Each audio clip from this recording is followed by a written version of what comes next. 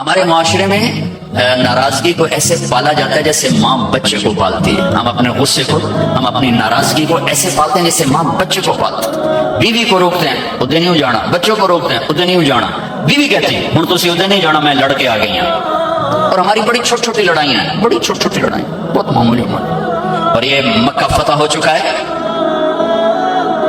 اور 18 برس قتل کے منصوبے بنانے والے سامنے کھڑے ہیں اور آپ نے ایک بول سے کہا جاؤ معاف کیا. بیٹی کے قتل کا سبب بننے والے حبار بن اسود، حضرت زینب کی سواری کو برچھا مارا، وہ گری، زخمی ہوئی. اسی زخم میں 8 برس اس کے درد اور تکلیف کو سہتے سہتے انتقال ہوا. وہ کلمہ پڑھنے آیا کہ جی معافی چاہتا ہوں کہ جو معاف کیا. ادھر بیٹی کے قتل کا جرم ہے اور ادھر آپ کا ظرف ہے جو معاف کیا. ہمارا فرض جرم کیا ہے؟ ہمیں شادی پہ نہیں بلایا، بس ہم نے تو بولنا ہی چھوڑ دیا. شادی پہ نہیں بلایا، بولنا چھوڑ دیا. ادھر فرض جرم کیا ہے؟ بیٹی کے موت کا سبب ہے، جو معاف کیا. یہ عبداللہ بن ابی سرحہ ایمان لائے پھر مرتد ہو گئے، نبوت کے دعوے تک پہنچ گئے. قرآن کہنے لگے میرے اوپر بھی قرآن اترتا جیسے ان پر اترتا ہے. اتنے بڑے بڑے فرض جرم.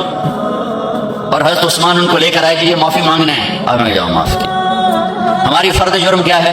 ہم نے رشتہ مانگا، ہمیں رشتہ ہی نہیں دیا، ہم نے بائیکاٹ کر دیا. میں بیمار تھا، میں نے پوچھنا ہی نہیں آیا، اسی بس گل ہی مکا چھڑی. یہ ہماری لڑائیاں ہیں، یہ ہمارے گھروں کے جھگڑے ہیں.